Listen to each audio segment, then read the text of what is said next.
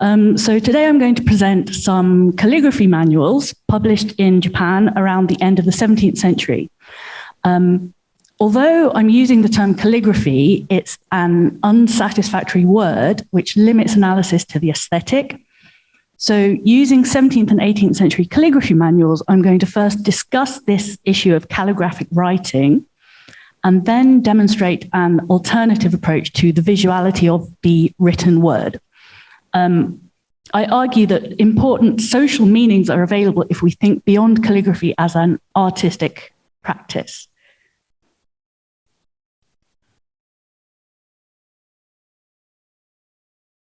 Okay, so this is the frontispiece of a book that was first published in 1707. Japanese book titles are quite variable, and I'm going to show several different versions of this book, and I'm going to use what we call, in Japanese studies, we call it the unified title, which is Wakamidori, which is a color name for pale green.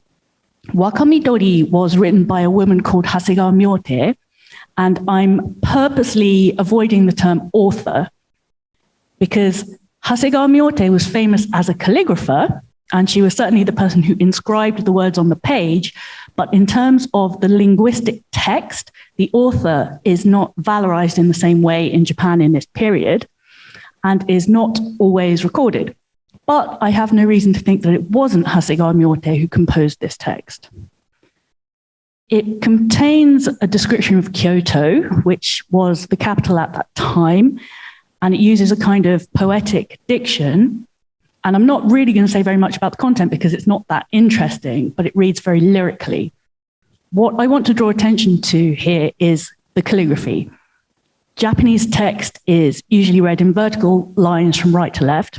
So if I remove the decorative elements, you should be able to see that there is this very unusual upward connection from the bottom of one line to the top of the next.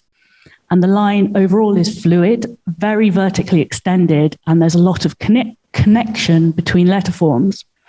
And the script is highly cursive and abbreviated, which you may be able to see when you compare these highlighted kanji characters with their modern typographic versions. And here we can compare it to another book which uses the same linguistic text written in a different calligraphy. The version from nearly a century later is much denser, which you can see the corresponding text is highlighted there. It's less cursive and less connected, and the forms are more angular. So we've just heard about typography, the development of typography from scribal forms.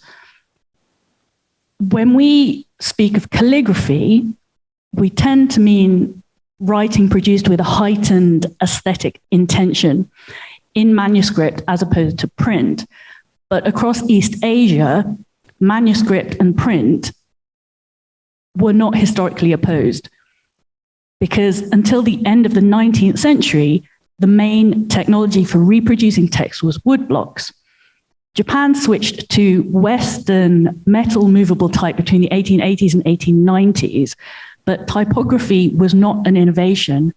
Metal movable type had been invented in Korea in the 13th century and other forms many centuries before that.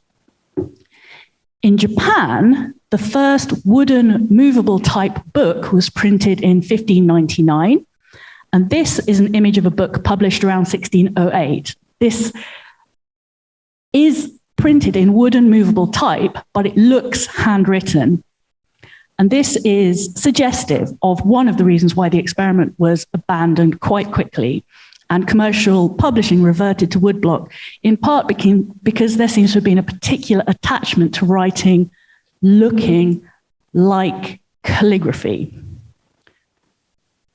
So when Japanese publishing eventually switched to typography, Western typography, it was part of a traumatic adjustment to Western modernity. But while production technology changed, it was within a very highly developed print culture. The Edo period in Japan, which started around the time of the 1608 wooden movable type book we've just seen, and lasted to the later 19th century, this was a period characterized by a flourishing book market serving an eager public with extensive levels of literacy and a voracious appetite for books of all kinds. And this is one of around 70 known bookshops in the city of Edo alone. You can see two women sitting on the steps of this shop with books in their hands, and the group of men on the right are examining single-page color prints, and behind them you can see stacks of books. And this is an actual book from this period, and I'm going to use it to show how the term calligraphy doesn't obtain in woodblock print. This layout is typical of educational books of this period, and usually the larger lower register is for the main text, and the upper register contains parallel or secondary information. In this example, the lower register demonstrates a particular style of writing, so-called calligraphy, and the upper register, written by the same person, a professional calligrapher, still handwritten with a brush, is in an unmarked script. These two women are writers and consumers who are going to help me illustrate this.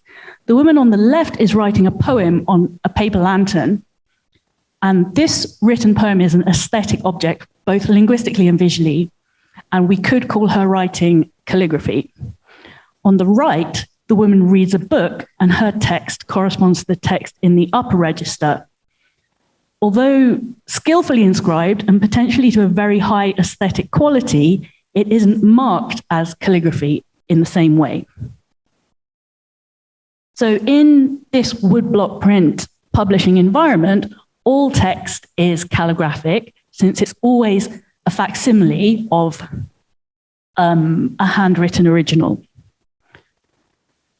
So if we look more closely, the lower register is an example letter, and the letter has numbers which refer you to the upper register, where there are suggestions for alternative expressions as well as associated advice.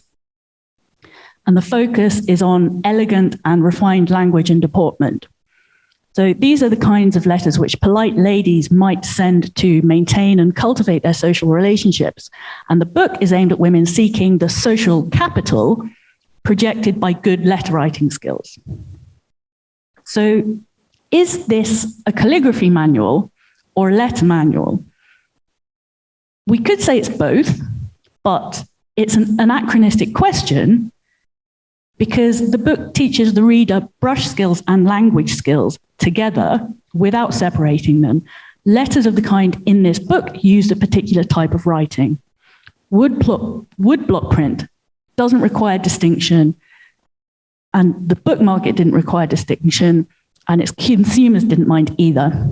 Having said that, there were books which particularly focused on beautiful or accomplished writing, and they were a specific commodity, and it's convenient and not inaccurate to call them calligraphy manuals. This woman is a mobile library of calligraphy manuals. She's carrying books of various styles, but her main business and the main business of my research is the calligraphy we've just seen, which is called nyohitsu. Nyohitsu translates as the woman's brush, but I want to be very clear here. Despite the name, both men and women wrote in this style, and nyohitsu was not the only style of writing available to women. In her hand, you can see a tiny sample of nyohitsu calligraphy, and this is the opening salutation for a letter.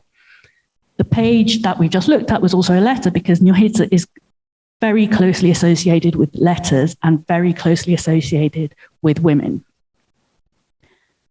So we've seen some of the visual elements of nyohitsu, but it also has a really interesting way of dealing with text. We've talked about linearity today. The lines of text can be aligned in the ordinary way, but on the right is scattered writing. Scattered writing goes back to around the 9th century, and it was a mode of handwriting for personal letters and poetry.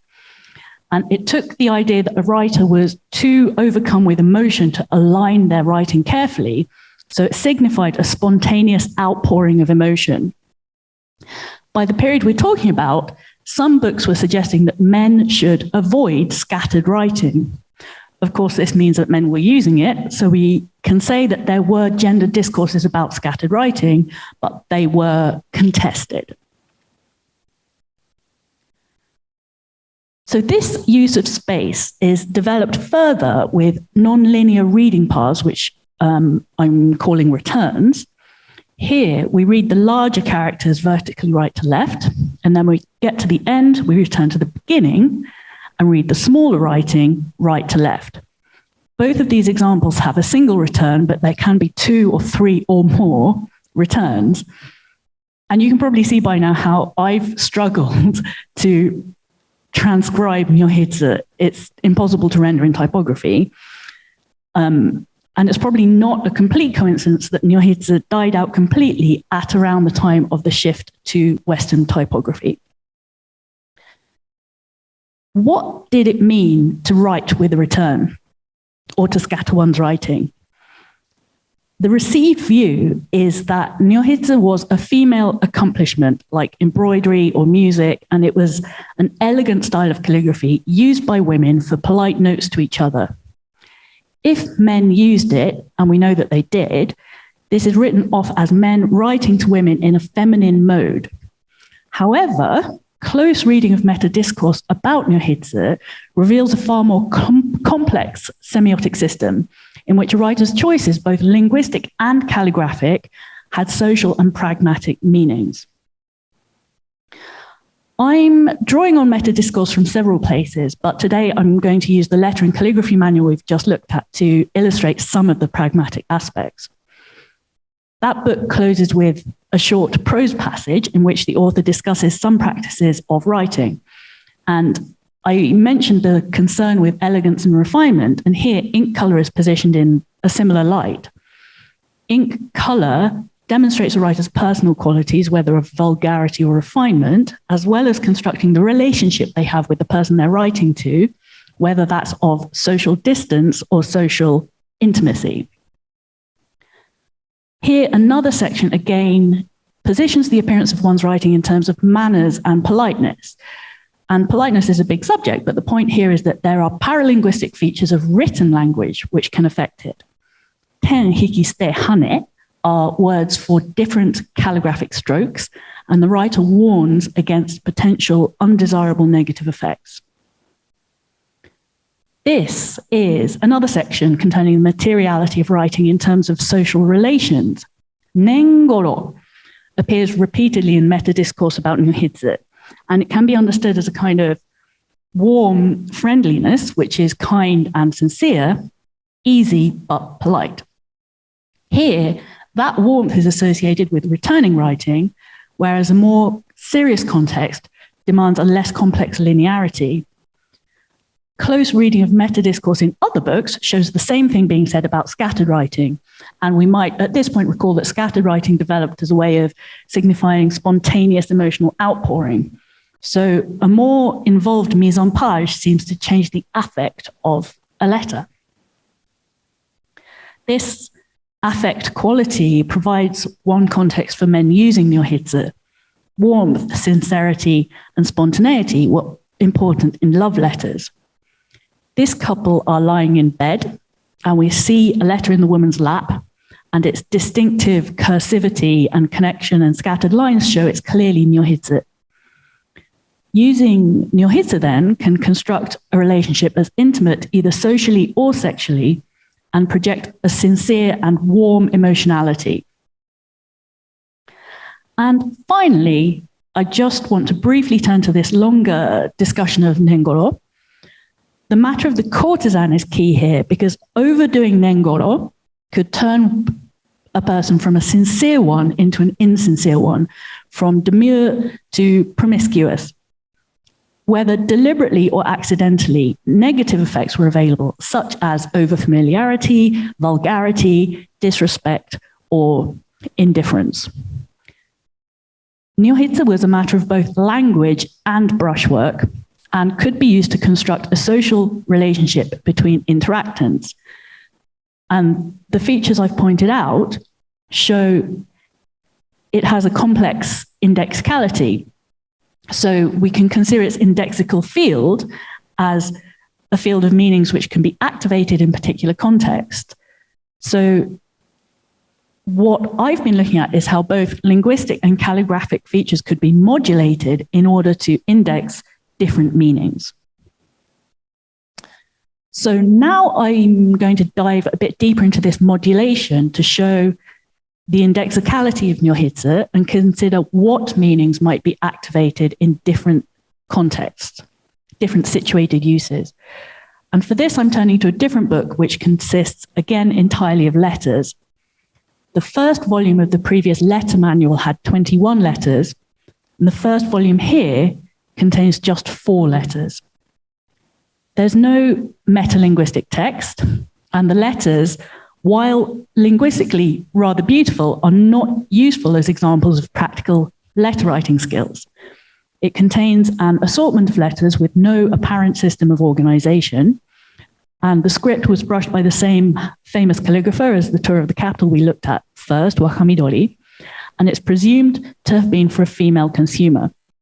For these reasons, it is thought of as almost purely a calligraphy manual, some pleasing women's letters for women to copy in order to practice their feminine brush skills. In fact, attention to Nyohitsu's indexicality problematizes that view of it, and I propose it should instead be understood as an epistolary romance. Before reading the text, I just want to compare the articulation of the first and the second letters. Based on what we've just seen, we might suppose that the aligned letter, the first one at the top, could be to a less intimate addressee, or perhaps cooler or more respectful. And the second one might be more personal or more emotional or addressed to a very close friend. And then if we look at the text of the letters, this is the first one. It's elegant and polite, and we could read it as a New Year's message to a friend who's in the remote countryside. There is intertextuality with poems from classical literature, which we could read as refined diction, but the references evoke the world of aristocratic love stories, and the jeweled mansion in the third line here is quite an unusual phrase, which is quite suggestive of love poetry. The second letter, in scattered writing, so potentially more emotional or affect-laden, the text doesn't contradict that because you've got somebody complaining of loneliness and that nobody visits them in their overgrown garden. The irises signify the 5th month of the year, and we continue to have these references to classical poetry. And in that context, a woman alone viewing her garden is an image of a woman waiting for her lover who never comes. So we've used the indexicality of Nyohitsu to arrive at potential effective stances communicated by the letters. And we can also set aside the traditional fixed meaning of written by a woman. Instead, we recall the gender discourse at play with scattered writing and ask whether the first letter might be from a man and the second from a woman. The third letter is 11 pages of scattered writing, and since it has a return, we read the full length twice, and it's not at all useful as an example for personal correspondence.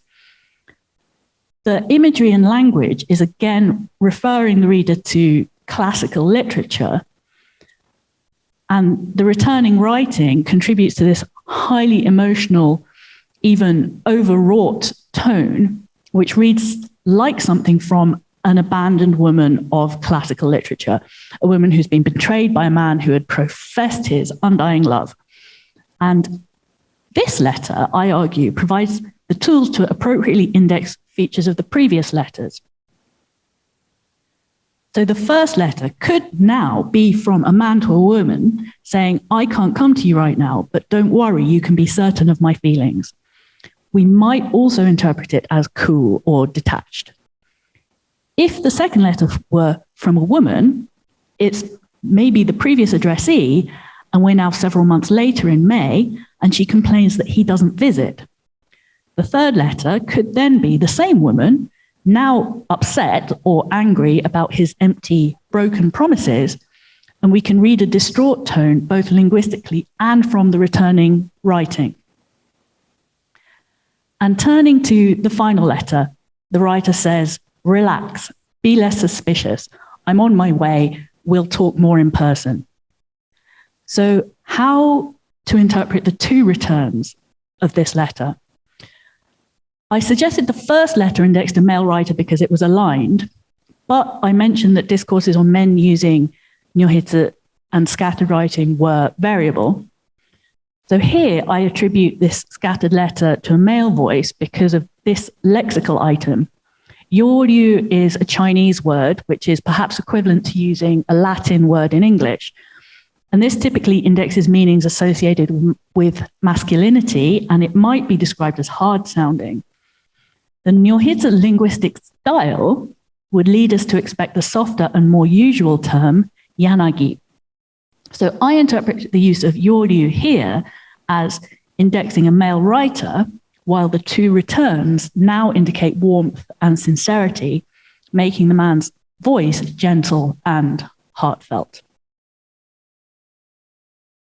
Roger Chaltier describes a French 18th century letter manual which constructs a romantic narrative through consecutive placement of letters.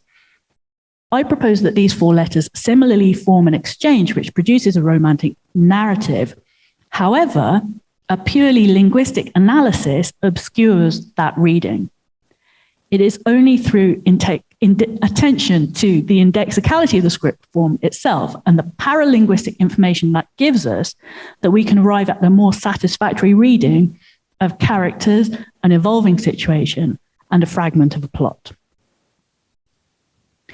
So if we return to the very first text we saw, Wakamidori, and the description of the capital, although linguistically almost identical to the later version, the different calligraphy changes the meanings of these two texts.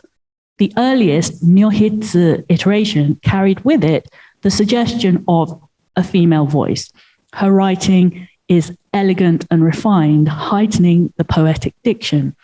It's a text with a sense of intimacy and warmth. The second iteration's different calligraphy means the same linguistic text does not have these qualities. They may relate to each other bibliographically, but as literature, they operate differently. In fact, Wakamidori had many iterations and continues to generate new ones when I transcribe it in order to analyze it for my research or format it to put on a PowerPoint slide. Any transcription of handwriting into typography involves loss, but it's only by recognizing the indexicality of calligraphic script that we can even begin to describe what is lost. It is by mapping the constellation of meanings, how qualities of intimacy or despair, warmth or indifference can be activated in a specific context, that we can fully read nyohitsu and perhaps other calligraphic texts. Thank you.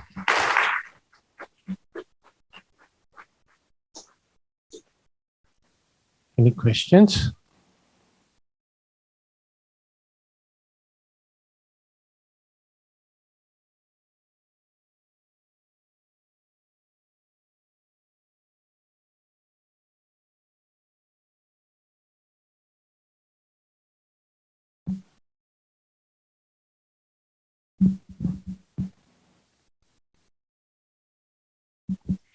Thank you. Thank you so much. That was really interesting and absolutely beautiful.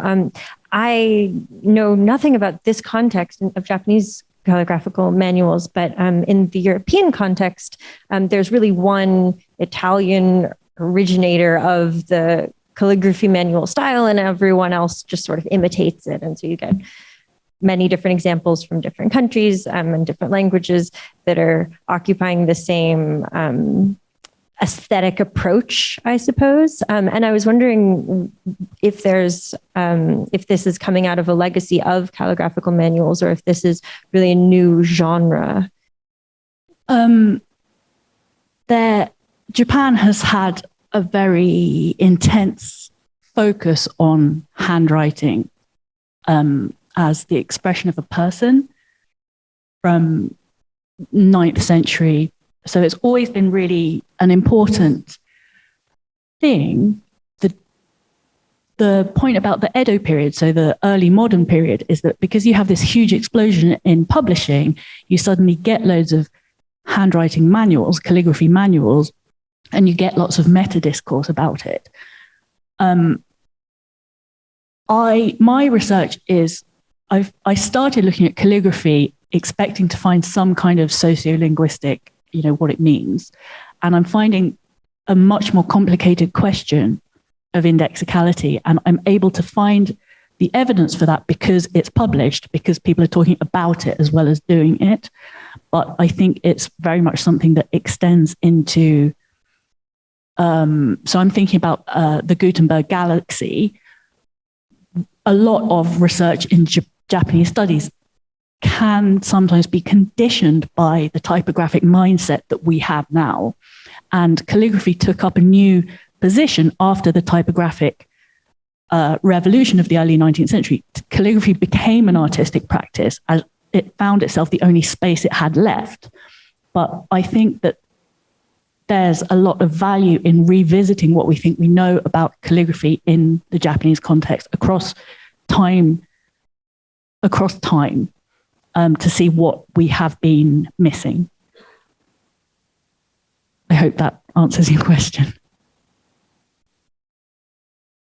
I have a question. Well, it's a minor point in your presentation, but the example of 2021.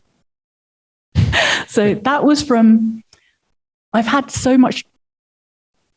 experimented many times in transcribing these texts because I'm not, I could try doing stuff in LaTeX and making, perfect things, but I can't find a method of transcribing these texts accurately.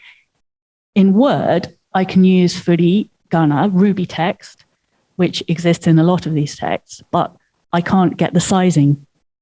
In PowerPoint, I can transcribe it and get a lot of the motion across the page. I can't get Ruby text. And then you've got size differences and stuff. So that's actually from last year, a process of experimentation. That was an experiment with how to transcribe that text to have it reflect some of the materiality. But that's an ongoing process. And if anyone's got solutions for me, I'm all ears. I was wondering whether it functions like Mallarmé, un coup de dé jamais n'abolira le hasard, the poem of Mallarmé, where the geometric relation between words injects meaning into the poem.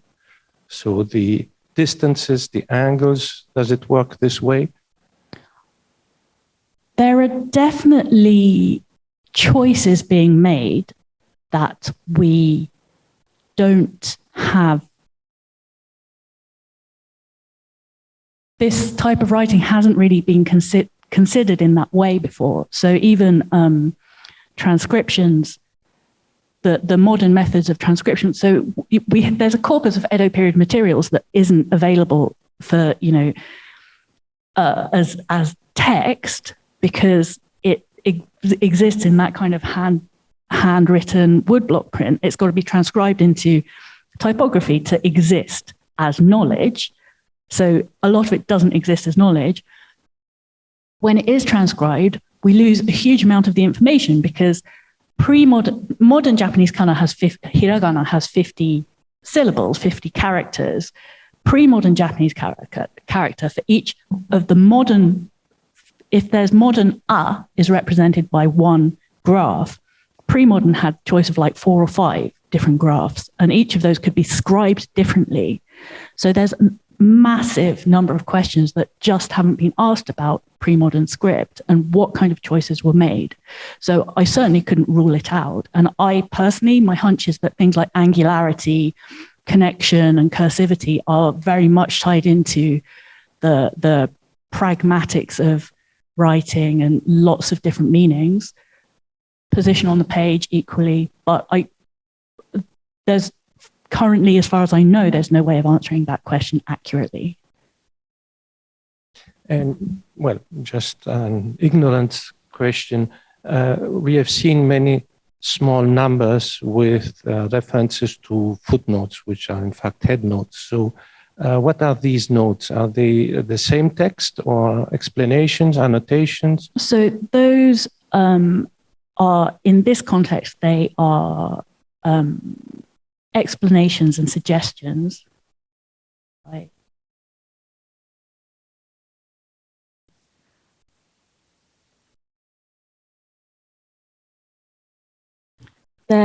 These are explanations and suggestions. Oh, sorry, battery died. They're suggestions about, in the letter I've used everywhere the flowers, izukata no hana. And at the top, she's put like 4, 5, 6 different other ways of saying everywhere the flowers are looking beautiful. The flowers all around are looking beautiful. So she's giving letter writers a selection of phrases that are elegant ways of saying something, that they can use lots of different variations. So that, but it's a combination of linguistic things, deportment, behavior, things not to do, history of words. But is this written by the poet, or is it a critical edition? No, so this was published in 1690 for women to learn letter writing skills. Okay. I think there's a question from Jürgen Spitzmüller. Yes, if there's still time. Can you hear me? So thank you very much for this really brilliant and fascinating talk. And I was very much intrigued by your use of indexicality. And I was wondering whether you did find some cases of higher order indexicality. So in cases like parody or things where indexicality itself becomes indexical in the use of this script or in the meta discourse you have observed. I've found a lot of really tempting leads to follow up. I haven't seen parody. I've seen it used within a text as a marked segment of text to show in a different epistolary romance to show a particular letter, and it's varied in there, modulated in there to project that woman's character. I've also seen love letter manuals, which are published from the late 18th century. Some of the really interesting love letter manuals use this and vary things like scattering and returns in ways that seem to be very plausibly meaningful, but the amount of the corpus makes it very difficult to arrive at any, at the moment, for me to arrive at any conclusions about that. I've also seen a letter between two poets in the, I think it maybe maybe early 19th century, a letter between two poets that uses a much more masculine, in inverted commas, shape of the script, but